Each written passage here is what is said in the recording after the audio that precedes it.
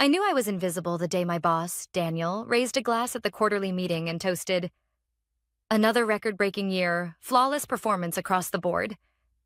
His voice carried across the sleek conference room, polished wood table gleaming under harsh fluorescent light. Applause erupted, laughter spilled, but not a single glance turned my way. That flawless performance? It was me. The late-night bug fixes that kept us from crashing mid-demo.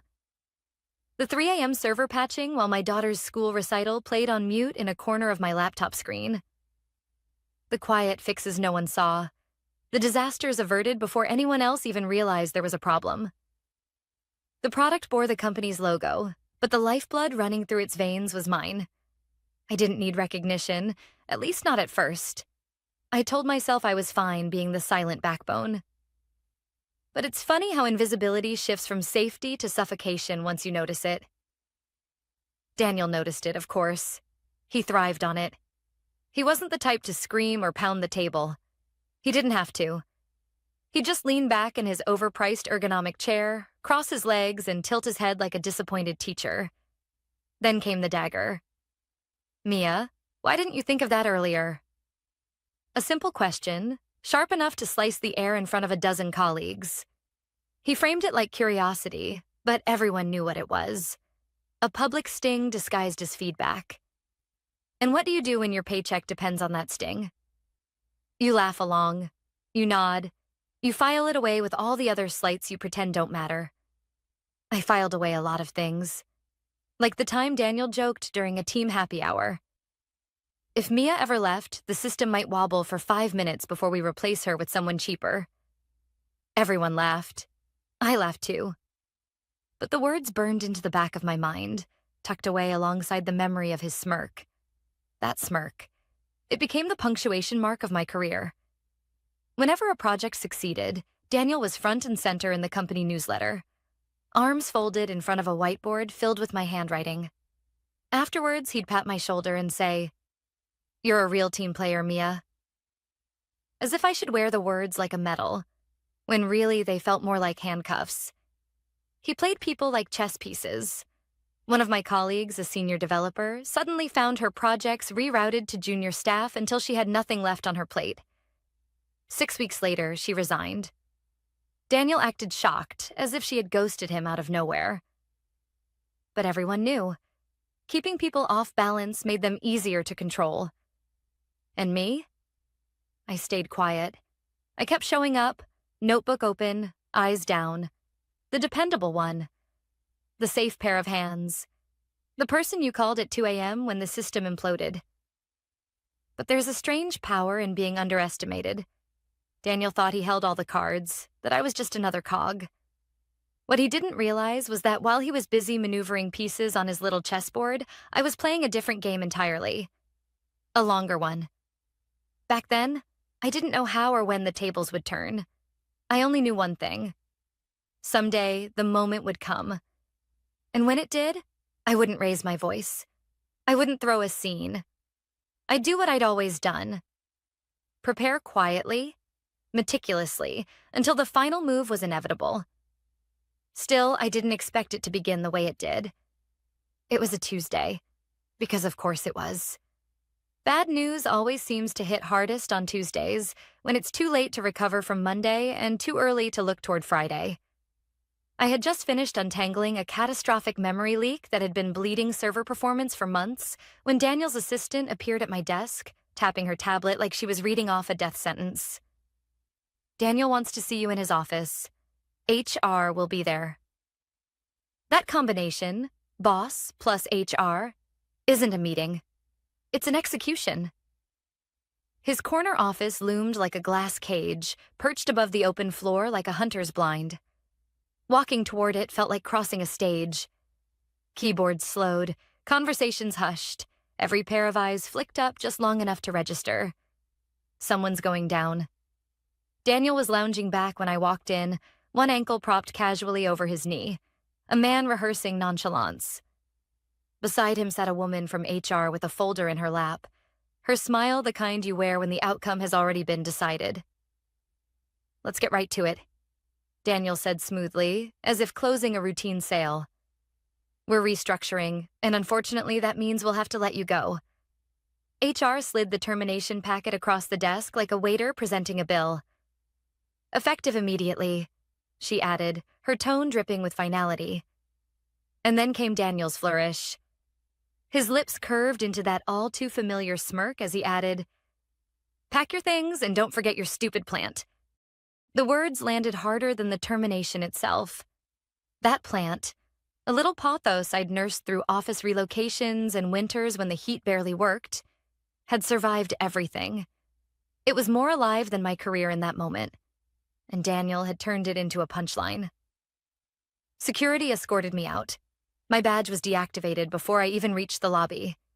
People stared without speaking, the silent audience to the end of a show they'd been watching for years. To Daniel, this was checkmate.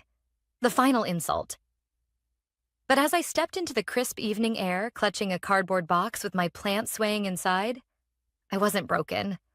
I wasn't panicked about mortgages or resumes, because tucked away at home in a folder Daniel had no idea existed was something he could never laugh off, something that would make his power games look like child's play. And the next morning, he'd find out just how wrong he was. 2 years before Daniel smirked across that glass desk and told me not to forget my stupid plant, I was hunched over my own kitchen table at 1:15 in the morning. The apartment was dark except for the bluish glow of my laptop. An empty takeout container sat pushed to the side, cold noodles stuck to the lid, and my daughter's school drawings were scattered under my elbow. She was asleep in the next room, her breathing soft and steady. Meanwhile, I was wide awake, chasing an idea that wouldn't let me rest. It wasn't even part of my job description. Not officially. Nobody had asked me to work on it. But sometimes when a problem nags at you long enough, it stops feeling optional. You either solve it or it eats you alive. Our system was bloated. Years of quick fixes layered over one another like duct tape on a cracked pipe. Processes looped endlessly. Data crawled through inefficient pathways, and every time we scaled for a new client, costs ballooned. On the surface, everything worked fine. But fine was costing the company millions in wasted processing time. I couldn't stop thinking, what if there's a cleaner way? So I tinkered. Nights, weekends, stolen minutes while reheating leftovers. I filled notebooks with sketches, diagrams, half-baked formulas. And then one night, it clicked. A leaner framework, stripped of redundancies. Elegant in its simplicity. When I ran the first test, my laptop fan whirred like a jet engine. Then the numbers appeared on the screen. 30% less resource usage, no loss of speed. My hands hovered above the keyboard, heart hammering. It was like opening a secret door in a house you thought you knew. I sat there in silence for a long time, staring at the result. I knew exactly what I had. And more importantly, I knew what it wasn't. It wasn't the company's. I'd written it on my own hardware. Every line was mine. No borrowed code, no overlap with work projects. Just me, a stubborn problem, and too many sleepless nights. The next week, I filed a provisional patent. My name, my claim, my protection. It wasn't dramatic. Just a digital submission, a timestamp, a confirmation email that landed quietly in my inbox. But that confirmation felt heavier than anything Daniel had ever handed me in the office. I didn't tell anyone. Not my team, not my boss. Not even the colleague I trusted most. It wasn't about secrecy. It was about survival. I'd seen how quickly ideas became company property once they passed through the wrong hands. For months, the patent just sat there. Insurance. A flag planted in soil no one else realized was valuable yet. Until one lunch break changed everything. It was casual, unintentional. I was chatting with another engineer, half distracted when I mentioned my side project. Not the details, just the concept. A cleaner structure, a way to trim excess processes. He nodded politely. Conversation moved on. I didn't think much of it. 2 months later, I saw it. A new update rolled into production. Buried inside the release notes was a familiar skeleton. Not my exact code, but my method, my structure, my fingerprints in someone else's work. My stomach sank. They hadn't stolen it outright, not in a way that would hold up in court, but they'd absorbed the idea, pieced together their own version, and pushed it live. I went to legal, sat in a bland office across from a lawyer who didn't even look up from his laptop as I explained.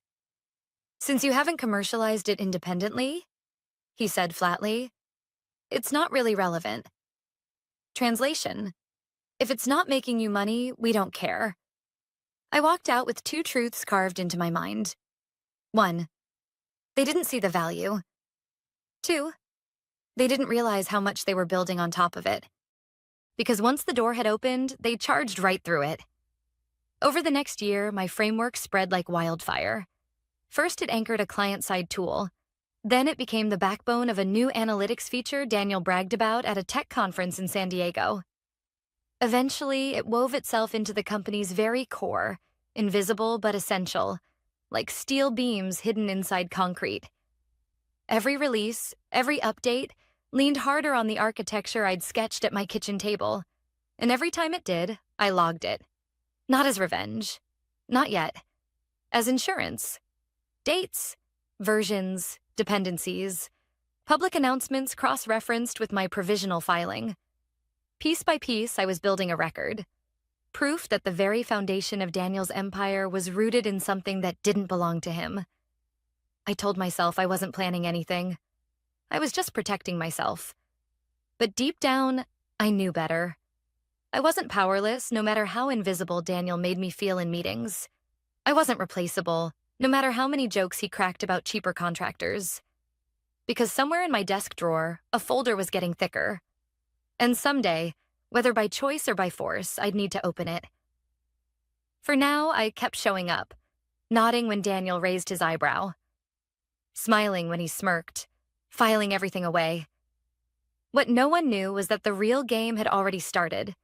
And when the time came, the company wouldn't just lose me. They'd lose the ground under their own feet. The folder in my desk drawer grew thicker as the months passed. Every product launch, every press release, every shiny new feature Daniel paraded in front of clients was another line in my logbook. Another brick stacked neatly into a wall he didn't realize he was building around himself. At first, I told myself I was just protecting my work. But there was a moment when protection shifted into something sharper. It was a Thursday morning, gray and drizzling, when I caught Daniel on stage at an industry summit. His voice came through the live stream as I sat in the back corner of our office, my headphones on, pretending to code. He was smiling wide, gesturing at slides full of graphs I had made, diagrams I had drawn, bullet points lifted straight from my documentation. "This innovation," he said, "is what sets our company apart. It's the backbone of everything we've achieved this year." He said it like he'd stayed up at 1 a.m. chasing solutions on a secondhand laptop. Like it was his breakthrough, his burden, his sleepless nights. The audience clapped. Investors leaned forward. And I sat there with my headphones staring at my screen, realizing something cold. Daniel wasn't just standing on my work. He was making himself the face of it. That was the day I called Victor. Victor was an intellectual property attorney I'd met years earlier, back when I toyed with a side project that never left the drawing board. He was the kind of man who could turn a legal document into a scalpel. Precise, surgical, dangerous if you weren't careful. We met in his cramped office, the kind where filing cabinets leaned like tired soldiers and the carpet still smelled faintly of cigarette smoke from the 90s. I slid the folder across his desk. "It's time," I said. He raised an eyebrow but didn't ask questions. Instead, he flipped through the documents, page after page of logs, timestamps, screenshots, patent filings. His brow furrowed in concentration, the way a doctor studies an X-ray. "Did you write this entirely outside of work hours?" he asked eventually, still scanning. "Every line," I said. "My laptop, my commits, my timestamps. I've got the receipts." He nodded slowly. "Good, because once this goes in, there's no gray area left. You'll own it outright. No company claim, no wiggle room. And if they've been using it..." "They have," I cut in, my voice steady. It's already in production. Victor leaned back, tapping the papers against his desk. Then they're already in violation. We spent the next 3 hours sharpening every clause, stripping out any ambiguity that could be twisted later. The language was clean, airtight, brutal in its clarity. This was my intellectual property, developed independently, protected under U.S. law. Any use without a licensing agreement would constitute infringement. By the time Victor slid the final draft back to me, my chest felt tight, not from fear, but from something colder, something deliberate. This is a landmine, he said. Once it's filed, it sits there quietly until someone steps on it. Then it explodes. I signed in ink that bled slightly into the paper fibers. Then let's file it. That afternoon, the provisional patent became a full patent. No announcement, no celebration, just a quiet submission, a confirmation email, and the knowledge that the spring I'd been winding for 2 years was now loaded tight. After that, every time Daniel strutted into the office with that smug grin, bragging about his innovation, I heard the faint tick of the clock. Every client deal, every newsletter shout-out, every speech he gave was another turn of the screw. He thought he was building a castle. I knew he was stacking kindling. And then came the whispers. First, I heard my name in passing, muttered in break rooms, tacked onto emails I wasn't supposed to see. Words like downsizing and restructuring started floating around. One afternoon, a coworker I trusted pulled me aside. "Daniel's been asking weird questions," she whispered, "about what you're working on, about whether your role is essential." Essential. The word hit like a slap. I was the person keeping their system from collapsing, but Daniel had convinced himself I was expendable. That night, I sat at my kitchen table with my laptop open, my daughter asleep down the hall, and I stared at the screen for a long time. Was I scared? Maybe a little. But fear wasn't the loudest voice anymore. What I felt was something closer to inevitability. Daniel thought he was circling me, setting me up for elimination. He had no idea the trap was already built, the pin already pulled. I didn't need to fight him in the open. I didn't need to shout or beg. All I had to do was wait. Because when the axe finally fell, and I knew it was coming, Daniel wouldn't just be cutting me loose. He'd be stepping straight onto the landmine with his own name stamped on the top of it. When Daniel told me to pack my things and don't forget your stupid plant, security already waiting by the door, he thought he was delivering the final blow. He thought he'd strip me of everything. My badge, my title, my dignity. But what he didn't realize was that the real ending hadn't even begun. I walked out that evening with my box under one arm, the pothos plant swaying gently as if it knew something Daniel didn't. People stared, eyes flicking up from screens, pretending they weren't watching. I kept my head level, my pace steady. No goodbyes. No tears. Because while Daniel smirked from his glass office, thinking he'd won, the truth was simple. He'd already lost. That night, I didn't rage or drown myself in wine or draft desperate emails to recruiters. I sat at my kitchen table, the same table where I'd first sketched out the framework that had quietly become the backbone of the company. The termination packet Daniel handed me was shoved off to the side like a bad menu. My laptop sat open, cursor blinking. I scrolled through my contacts until I landed on a name I hadn't dialed in months. Ellen Rodriguez, VP of Product at our biggest competitor. We'd met years earlier at a tech conference in Chicago, bonded over overpriced coffee and terrible Wi-Fi. Since then, we'd traded the occasional message. Harmless jokes, bits of industry gossip. But Ellen wasn't just sharp. She had vision. She knew how to spot opportunity before anyone else. I hit call. It rang twice. Then her voice came through, warm but curious. "Mia? Well, this is a surprise. To what do I owe the pleasure?" I didn't waste time. "I've got something you'll want to see." Her tone shifted instantly. "Go on." I explained in careful strokes. Independent development. Clean chain of custody. Fully granted patent in my name. And the kicker, The company she'd been battling for years had built their core technology on top of it without legal rights. Silence on her end for a beat. Then, a slow exhale. Send me everything, now. Within minutes, encrypted files were in her inbox. I could hear the faint rustle of papers as she flipped through the PDFs, even though I knew she was staring at a screen. It's clean, she muttered, almost to herself. And they've been using this for how long? 18 months minimum, I said. I heard her laugh softly, low and dangerous. Pull it and their back end grinds to a halt. My voice was steady. I'm open to licensing, exclusively. We spent the next hour sketching terms, licensing fees, exclusivity clauses, non-disclosure agreements. Ellen didn't haggle. She knew speed mattered more than pennies. Every hour before the deal closed was another hour Daniel's company could stumble onto the ticking bomb beneath their feet.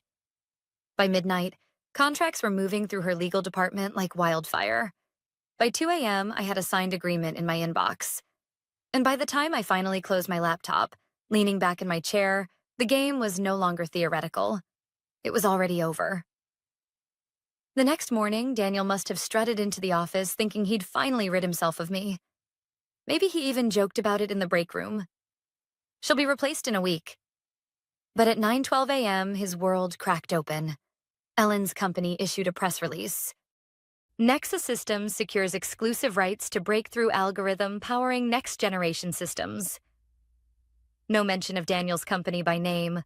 None needed. Anyone in the industry knew exactly whose foundation just got ripped out from under them. By 10 a.m., the news was everywhere. Trade journals, tech blogs, LinkedIn feeds, each repost carrying whispers. Wait, isn't that the tech Daniel's company has been bragging about? By 11, the stock dipped 6%.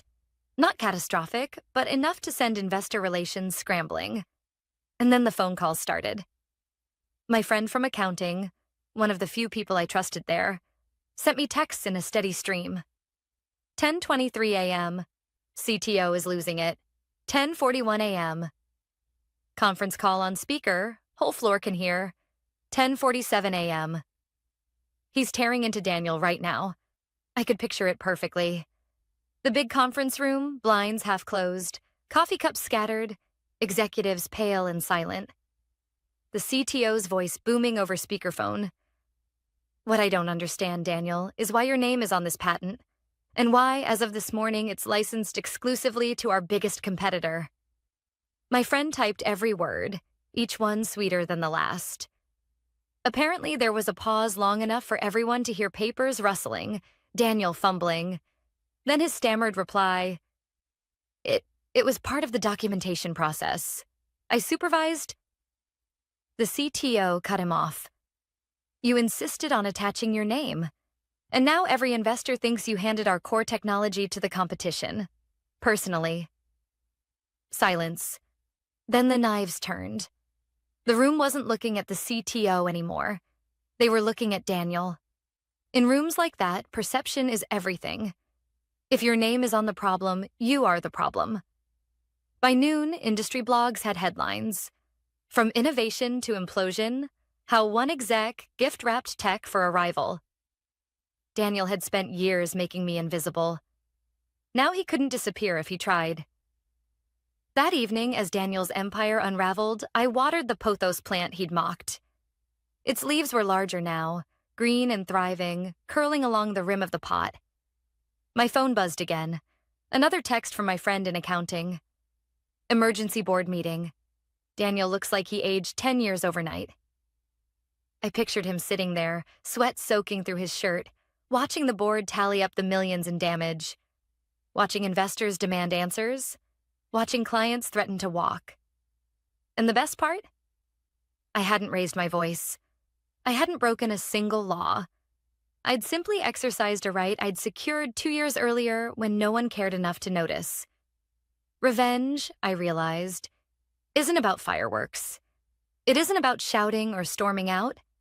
It's about precision, about patience, about letting the arrogant ones dig their own graves while you quietly hold the shovel. By the end of the week, Daniel was gone. Officially resigned, But everyone knew the truth. He'd gone from the face of innovation to the scapegoat of disaster in less than 72 hours. The company scrambled to spin the narrative, to reassure investors, to beg clients for patience. But the damage was permanent.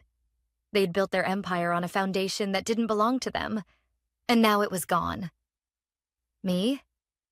I didn't gloat. I didn't post cryptic messages online or brag to old colleagues. I just kept living my life.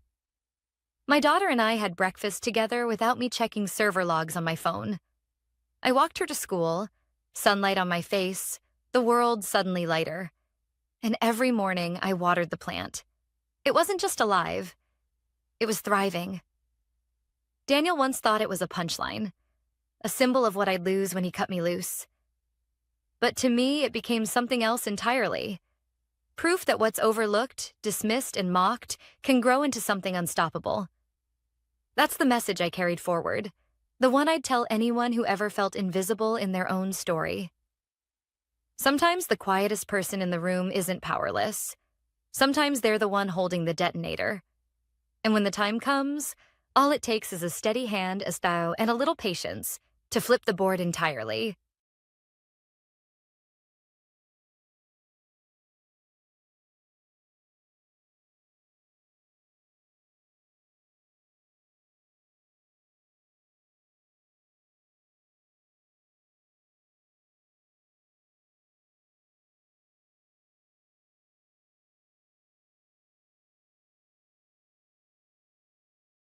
I stood in the back row of the cathedral, the scent of lilies heavy in the air, as the choir sang softly for the CEO's funeral.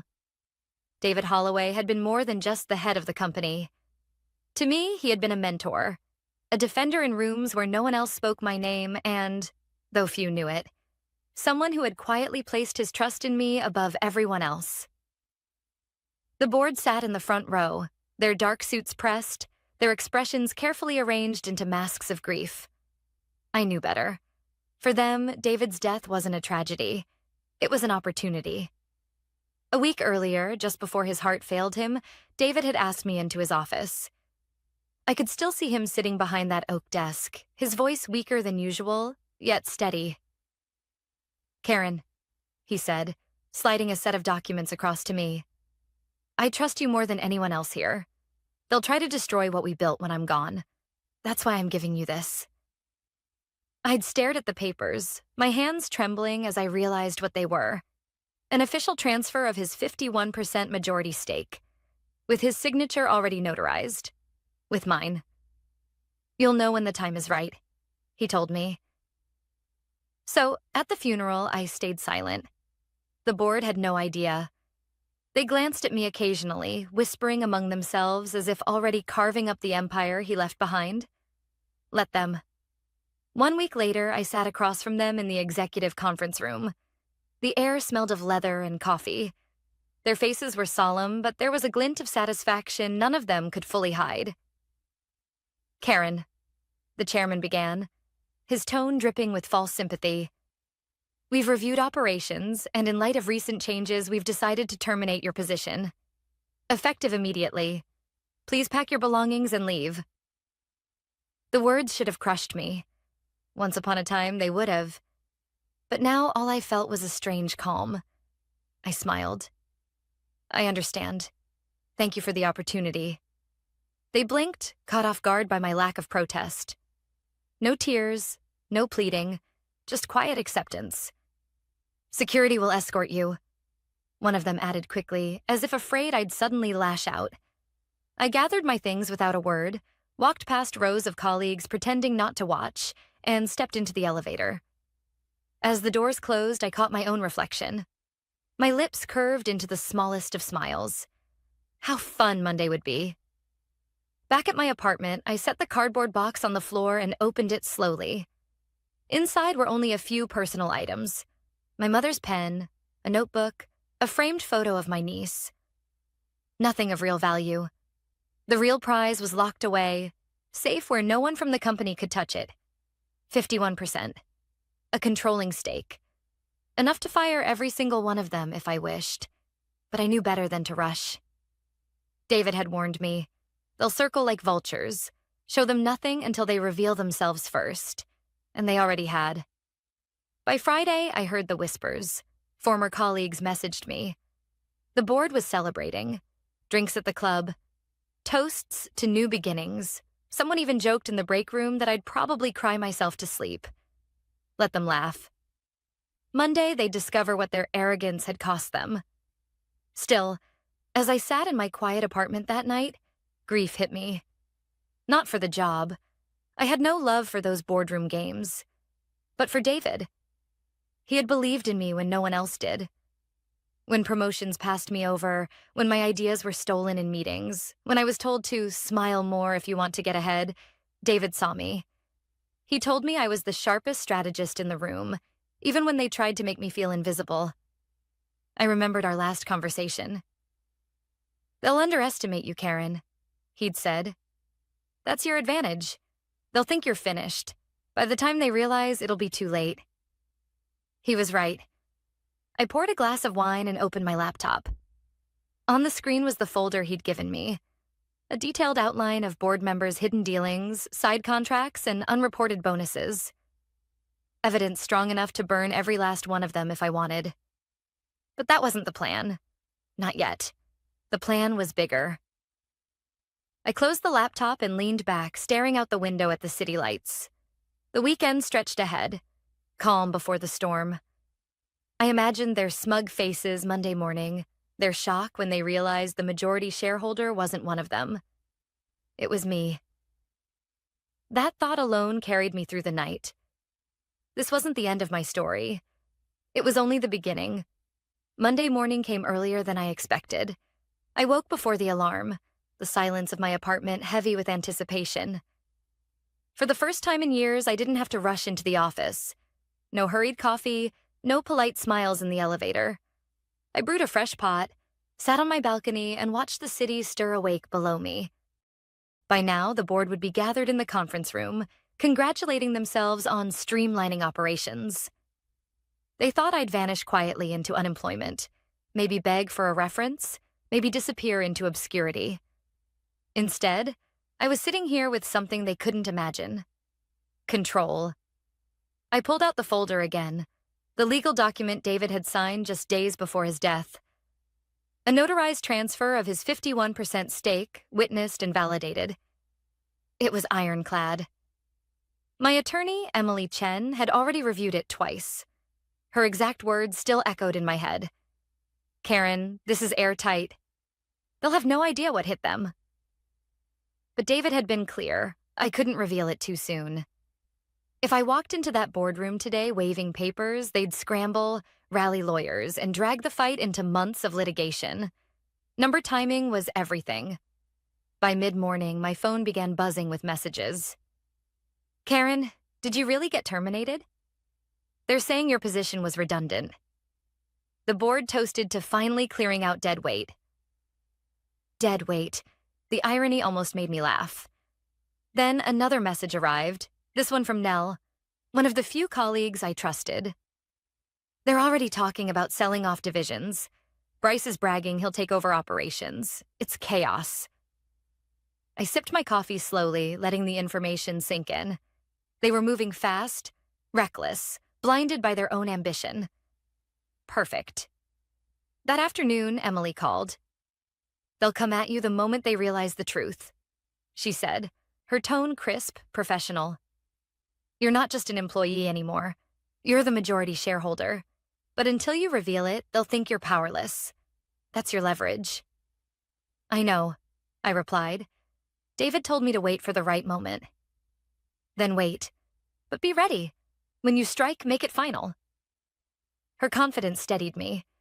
Emily wasn't just any lawyer. She specialized in corporate law, sharp enough to dismantle a contract line by line. David had insisted I bring her in months ago, long before his death. He'd been preparing me, even then. That evening, I visited the small office space I'd quietly rented downtown. A modest suite, nothing fancy, but it had one crucial feature: privacy. Away from the board, away from company gossip. Inside, I'd set up a desk, a filing cabinet, and a locked drawer where David's documents rested. I sat at the desk, opened my laptop, and began reviewing the company's quarterly reports. The numbers told a story no one wanted to say aloud. Declining margins, restless investors, and a board desperate to mask the cracks. Without David's steady leadership, they were exposed. And without my 51%, they were doomed. Still, doubt crept in as night fell. Was I really ready for this? To face a room full of men twice my age, all of them seasoned in politics and manipulation? They would mock me, dismiss me, fight me. I remembered the countless times I'd been talked over in meetings, my ideas stolen and rephrased by someone else. The promotions I was promised, then denied. The times I stayed late to fix problems others caused, only to watch them get credit. I clenched my jaw. I was ready. David hadn't chosen me out of pity. He'd chosen me because he knew I had the patience to outlast them, the foresight to see the bigger game. On Sunday night, the board had already started their power plays. Bryce called me unexpectedly. His voice was smug, pretending to be sympathetic. "Karen, I heard you left the company. Tough break. If you're looking for opportunities, maybe I can put in a word elsewhere." I almost laughed out loud. Instead, I kept my tone neutral. "That's generous of you." "Of course, we have to look out for each other, right?" He chuckled. "Anyway, I'll be announcing some new initiatives this week. Exciting times ahead." "Congratulations, Bryce," I replied softly. When I hung up, my smile returned. By next week, Bryce's initiatives wouldn't matter at all. Monday evening, I stood by the window of my apartment, the city lights flickering against the glass. Tomorrow, I would walk into that building not as the woman they fired, but as the owner of the very company they thought they controlled. The thought steadied me, but it also carried weight. This wasn't just about revenge. It was about proving what David had always told me, that real power isn't loud. It's quiet, patient, waiting until the exact moment when silence breaks into thunder. I poured myself another glass of wine, whispering into the night. Tomorrow. The game was about to begin. The next morning, I dressed with deliberate care. A navy suit, understated but sharp. Nothing flashy, nothing that could be dismissed as a performance. If today was going to matter, and it would, I needed to look like what I was. Calm, prepared, inevitable. When I arrived at the building, security hesitated at first. After all, the board had fired me. But I handed them a sealed envelope with my attorney's letterhead. Inside were instructions from Emily Chen, citing my position as majority shareholder and my right to attend any board meeting. Their faces changed instantly. Within minutes, I was being escorted upstairs, not as an employee this time, but as something they hadn't yet grasped. The boardroom was exactly as I remembered. Polished mahogany table, leather chairs, a wall of glass overlooking the skyline. The men around the table looked up, surprise flickering across their faces when I entered. "What is she doing here?" Bryce muttered, already frowning. I set my briefcase down gently before answering. "Good morning, gentlemen. I believe I have every right to be here." The chairman cleared his throat. "Karen, this meeting is for board members only. As you know, your employment was terminated last week." I slid the folder across the table. "Then you'll want to read this." There was a pause as he opened the document. His expression shifted slowly. Confusion, disbelief, then dawning horror. The others leaned in, eyes scanning the notarized signatures, the legal seals, David's handwriting. Finally, the chairman looked up, his face pale. This can't be real." "It's very real," I replied evenly. 3 days before his death, David Holloway transferred his 51% majority stake to me. That makes me the controlling shareholder of this company. The silence was heavy, broken only by the hum of the air conditioning. Then Bryce slammed his fist on the table. "This is outrageous. You expect us to believe he'd hand over control to you of all people?" I met his glare without flinching. "Believe whatever you want. The paperwork is valid, witnessed, notarized, and filed. I've already spoken to my attorney. As of this moment, your authority is subject to my approval." The room erupted. Half the board began whispering urgently. Others rifled through the documents as if hoping to find a mistake. Bryce's voice cut through the noise, harsh and bitter. She's bluffing. She has no experience, no standing. David would never trust her with this. Funny, I said softly, because he did. And unlike you, Bryce, he valued results over politics. His face reddened. You think you can just walk in here and take over? I don't think, I answered, leaning forward. I know. At that moment, the chairman tried to regain control. Even if this arrangement is valid, Karen, surely you understand the challenges. Investors, clients, employees. This revelation could destabilize everything. I let the words hang for a beat before replying. Destabilize? Or restore confidence? Because let's be clear, without David, your house of cards was already collapsing. I've seen the reports. Declining margins, restless investors, deals slipping through your fingers. You've been covering cracks with paint. David knew it.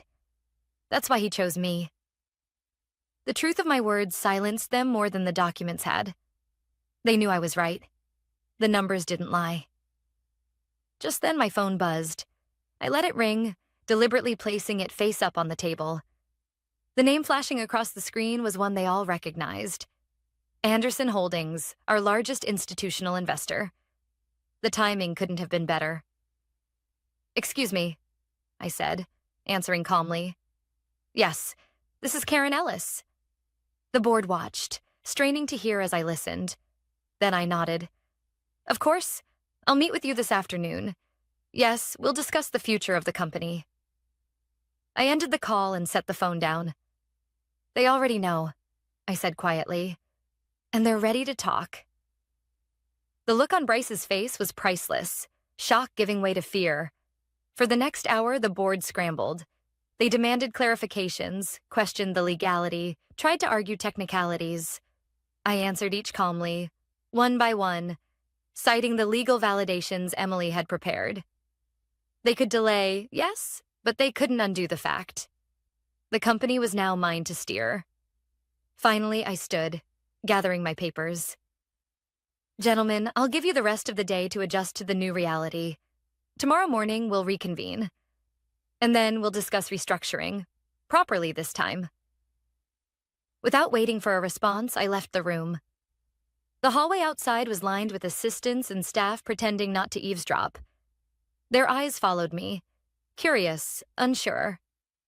I offered a small, calm smile as I walked past. For the first time in years, I felt the weight of power settle into place. Not revenge, not yet. This was something bigger. David's words echoed in my mind. They'll underestimate you, Karen. That's your advantage. And they had. Spectacularly. The board didn't wait until tomorrow to panic. By noon, the emails started. First from the company's secretary, then from their outside counsel. Words like contest, capacity, temporary restraining order showed up in bold. They were going to argue David hadn't been of sound mind when he signed. I stared at the screen until the apartment light reflected in the glass looked like a second, colder moon. Emily called before I could dial her. They'll go after capacity, she said, not even saying hello. We prepared for this. You have the notarization, the physician's attestation from the same week, and the 2 witness statements. I've filed a motion for a status quo order. No asset sales, no executive changes, no big contracts, until ownership is resolved. Will a judge grant it? Delaware Chancery likes preserving the status quo. We're on solid ground. Focus on investors. Right. Investors. I took the elevator to the 32nd floor of Anderson Holdings at 2 p.m. The receptionist's smile was professional. The conference room was glass and steel, the skyline a thin blue line behind it. Victoria Hale, lean, early 50s, the kind of calm that comes from seeing everything twice. Shook my hand and sat. We want stability, she said. Not drama. Tell me why you should have our support. I didn't talk about betrayal or boardroom whispers. I talked about numbers. Cash burn is up 11% year over year while realized revenue is flat. Client churn is creeping from 6% to 9%. The board's response has been cosmetic. Headcount moves, press releases, no operational fix. My 90-day plan: freeze non-essential spend, audit every auto-renew contract, shift bonuses from top-line bookings to gross margin, create a retention triage for the top 50 clients with named owners, and bring in an interim COO with P&L discipline. Who? Victoria asked. 2 names David vetted: Sheila Park from Riverton and Adrian Cole, ex-Eastmark. Both have standing offers to consult. I have their availability. She didn't blink. And governance? I'll use shareholder written consent to refresh the board. 3 seats replaced by operators with no ties to current leadership. An independent audit chair within 30 days. Publicly commit to a say-on-pay policy. Quarterly investor calls with segment detail. No more black boxes. Victoria folded her hands. If the court keeps the status quo and your stake stands, Anderson will support you. Conditionally. Deliver the consent, name the interim COO, and keep us briefed twice weekly. You'll have our letter by morning. I exhaled for the first time in hours. Thank you. On the sidewalk outside, my phone buzzed again. Nell. They're telling staff you forged documents. Bryce said you preyed on a dying man. HR ordered IT to pull your emails. I stopped walking. Are they wiping records? Trying. The head of InfoSec refused without a board resolution. He asked for the general counsel's sign-off. They don't have it. Good, I said, and meant it. Not just strategically. Some people still had spines. Back home, Emily's email was waiting. A scanned letter on hospital letterhead, signed by David's physician the week he signed the transfer. Patient is of sound mind and fully oriented, cleared to execute legal decisions. We'd never wanted to use it. Now it was a shield. At 6 p.m., a push alert hit my phone. Industry Weekly. Exclusive ousted VP challenges board with claim to majority stake. The article quoted a senior executive calling me unstable and opportunistic. I read the words twice. They stung exactly once. I responded the way David taught me to respond. Quietly. I forwarded the piece to Victoria with a single line. We will not engage in press theatrics, execution only. Her reply came fast. Good answer. By 7, Emily and I were at her office finalizing the shareholder consent. It was 3 pages and a grenade. Removal of directors A, B, and C. Appointment of directors P, Q, and R. Ratification of interim operating authority for the chief operating officer. I signed slowly, the way you might sign a condolence card, knowing someone's world would change when they read it. Process servers go out at 8, Emily said. They'll be on doorsteps by 9. And the court? Hearing at 10 a.m. tomorrow. We're asking that no personnel changes occur without your consent. If granted, Bryce's empire-building pauses. Pauses. I repeated. Patience again. Always patience. We walked the packet to the lobby together. On impulse, I asked, Do you ever get used to this part? The part where people show you who they are? She said. I hope not. On the way home, I detoured past the office tower. Through the glass, I could see the glow of the boardroom, silhouettes moving, hands cutting the air. I thought about the times I'd stayed there past midnight fixing someone else's mess while those same silhouettes toasted each other across town. I pulled my coat tighter and kept walking. At 9:12 p.m., Bryce called from an unknown number. I let it go to voicemail. His message was a mix of threat and faux concern. Karen, be reasonable. You don't know what you're doing. This will ruin you. Come in tomorrow, we'll find you. A soft landing. I forwarded it to Emily. Preserve. Nell texted a photo a few minutes later. A white envelope taped to the boardroom door. Service of shareholder written consent stamped in blue. Under it, a second photo. Bryce's face, mid-argument, eyes hard. They're rattled, she wrote. InfoSec just locked the email purge. GC finally intervened, small wins. Necessary ones. Around midnight, I opened David's old notebook. the one with his shorthand and neat arrows between names. Next to Bryce, he'd written, "Short-term thinker. Corner him with timelines." Next to the chairman, "Hates public embarrassment. Loves process. Use it." Beside my name, he'd written one line, "Steady hands." I closed the notebook and set it beside my phone. Tomorrow at 10 a.m., a judge would decide whether chaos or calm would govern the next week.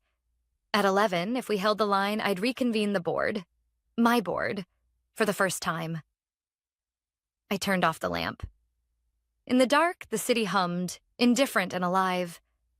Power wasn't a roar. It was a pulse you learned to keep. And in the steady space between heartbeats, I could hear David clearly. Let them move first, then make it final. The courthouse was crowded that morning, but when the judge granted the status quo order, the board's last illusion of control shattered. No asset sales, no firings, no new contracts. Nothing without my consent. Bryce left the courtroom red-faced, whispering furiously to the chairman. I didn't need to hear the words. I already knew the conversation. We've lost. At 11 sharp, I reconvened the board. This time, I sat at the head of the table. 3 new directors, serious, competent, independent, took their seats without fanfare. The old guard glared, their outrage muted by the legal order in my briefcase. I'll be brief, I began. The company belongs to its clients, its employees, and its shareholders, not to personal egos. That ends today. Bryce, your resignation is effective immediately. Compensation frozen pending audit. His mouth opened, then closed again. The chairman shifted uncomfortably, but said nothing. One by one, their power drained away, not through shouting, not through spectacle, just through paperwork and patience. By the afternoon, investors had issued statements supporting the transition. Staff received a company-wide email. Effective immediately, Karen Ellis will assume operating authority as majority shareholder and interim chair. My phone buzzed nonstop with messages, some congratulatory, some stunned. Nell's text made me smile. Never seen so many people suddenly remember your name.